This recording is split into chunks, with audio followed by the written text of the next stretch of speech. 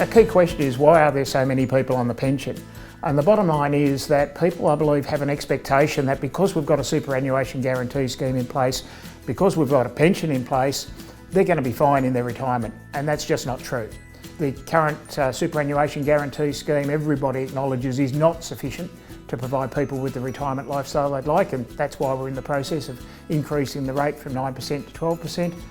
But when we look at the rate of the pension, it's not going to provide the sort of lifestyle that people aspire to. But people aren't building wealth outside the super scheme or outside in their own name, so that they will have those funds they need to provide the lifestyle they want. And sadly, superannuation runs out and they do end up on the pension.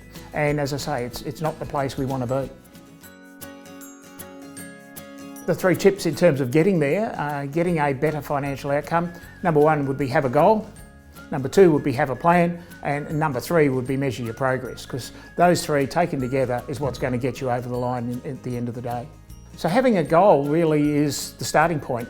There's no point in starting off on a journey if you don't know where you're going. We need people to understand where they want to be by the time they retire from the point of view of their wealth base, just like people need to understand where they're going to be at the end of the drive if they're going on holiday. So having that goal is a critical part of building wealth. You need to know just what it is that you're aiming for. It's pointless having a goal unless you've got a plan about how to achieve that. And as we say around the office, a goal without a plan, that's what we call a dream. And the idea is we want a plan to understand where we are now and how we're going to get to where we want to be. So that plan details the journey and gives us some guidance along the way, and it also provides us with feedback on how we're going and allows us to correct if we find ourselves off track. Once we've got a plan and we know where we're heading for, we know what our goal is, we know how we want to get there, it's important to know we're on track. And going from A to B in the case of building wealth is not a straight line.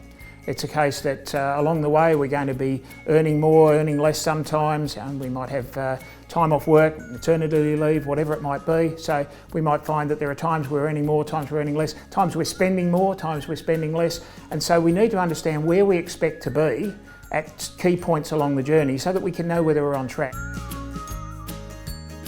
Okay, so if people would like to learn more about what we do in the personal accounting business of Empower Wealth, there's really two ways we can help. We've written a report, 7 common mistakes in building wealth, and that's available to download from this page.